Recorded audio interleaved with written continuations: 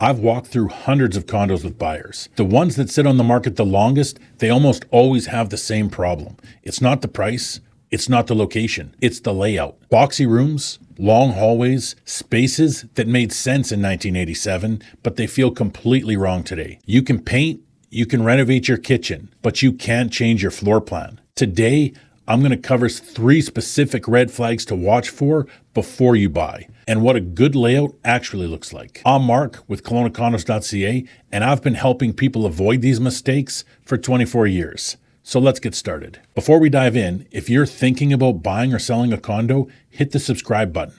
I post videos every week with practical guidance to help you make smarter decisions. So here's why the floor plan matters. Boxy designs, they waste square footage that you're paying strata fees on. A lot of pre-2000 built condos, they were designed with long hallways, lots of walls, and closed off rooms. The construction philosophy back then was simple. Separate every room and create distinct spaces. So what should you look for? Long hallways that take up a lot of space. And here's what that looks like when you're walking through one of these units. You walk in the front door, you turn down a hallway, you pass the coat closet, you pass the bathroom door, you pass the laundry room, and finally, you reach the kitchen. That entire corridor, it serves no purpose except moving you from point A to point B. But here's the real cost. It's harder to move furniture. The flow between these rooms is terrible.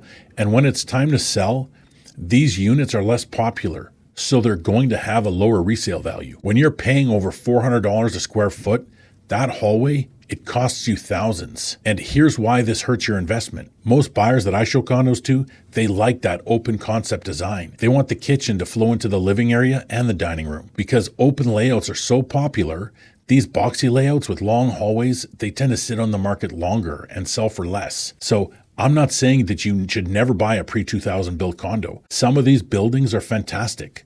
They're well maintained, they have great locations, and the strata fees are reasonable. But if you're looking at one of these older units, just pay attention to the layout. Walk through it. Ask yourself, does this flow make sense? Or am I walking down a hallway every time I need to go from the living room to the bedroom? Because if it's the latter, you just need to know the drawbacks. Now, let's talk about something that you can't see on the floor plan: noise. And here's why this is crucial. Peace and quiet directly impact your quality of life. They might also impact your resale value. So let's talk about the condo construction in Kelowna. Wood frame buildings with hard flooring, they will always have noise issues if the person above you walks heavy. The problem is that sound travels through the floors, and hard flooring, such as laminate or vinyl plank, it can amplify it. Carpet is the opposite. It dampens it. That's why you used to see only carpet in rental apartments. If you're noise sensitive, you need to factor this in from day one. The easiest fix is to live on the top floor. No one's above you, so there's no noise. But if the top floor isn't an option, consider talking to people that you see in the building. When you're viewing the unit, if you see anyone in the hallways or in the elevators, just ask them how they like living in the building, and then gently drop in. Do you hear any noise? Is it well run? Most residents are pretty open, as long as you're not too abrasive or aggressive. And here's the other thing that you should do. Absolutely, you need to check the strata minutes for complaints. This is where the truth lives. If you see repeated noise complaints in the meeting minutes, that's your red flag. Now, concrete buildings are better for sound insulation, but they cost a lot more. So there's your trade-off. You either pay a higher price for concrete, or you accept some noise in a wood frame building. Another thing to consider is the bedroom placement. Units where a bedroom backs onto another unit's bedroom, they're always going to be quieter. Why? Because bedrooms are used at similar times.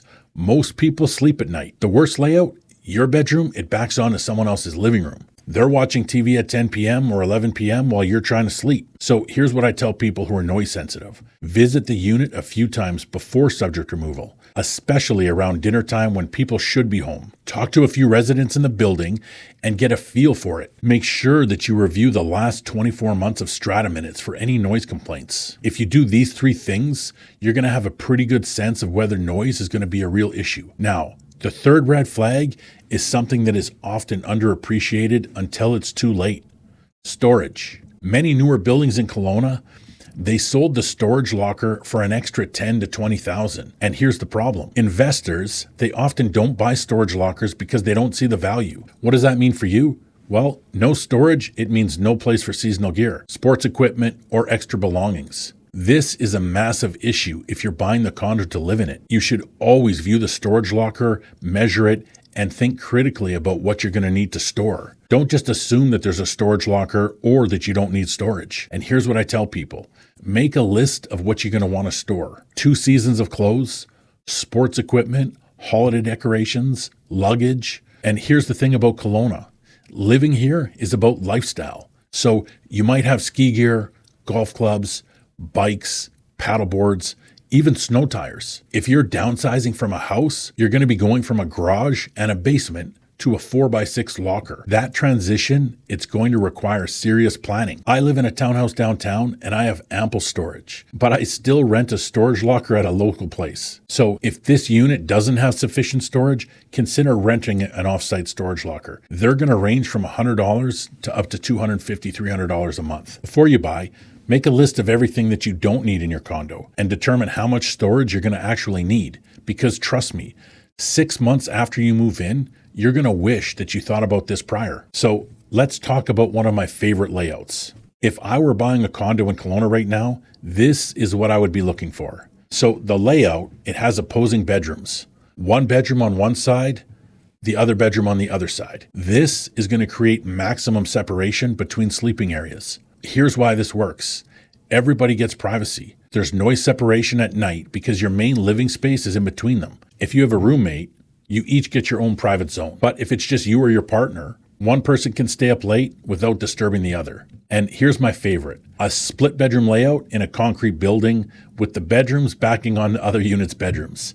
This is going to give you the quietest, most livable layout available. Concrete construction, it blocks the sound between floors. Bedroom to bedroom backing means that everybody sleeps at the same time. And here's the bonus. The open floor plan, it means that your kitchen, dining, and living room all make sense when you're entertaining. This layout, it maximizes both privacy and sociability. You can have guests over, cook dinner, watch TV, all without feeling cramped. This is the layout that I would look for if I had an unlimited budget. So let me wrap this up. A well-designed floor plan makes condo living better, and it's going to improve your resale value. You can't change the layout, so buying the right layout is important. If you're noise sensitive, talk to residents and read the strata minutes. And remember to bring a tape measure and measure the storage locker. These steps, they take time, but they could prevent you from making a mistake that you're going to have to live with. If you want help finding a floor plan that works for you, book a consultation with me. You'll find my calendar link in the description below. And if you found this helpful, hit the like button and drop me a comment. I would love to hear your thoughts. I'm Mark with KelownaCondos.ca, and I stay on top of the condo market so you don't have to. I look forward to seeing you in the next video.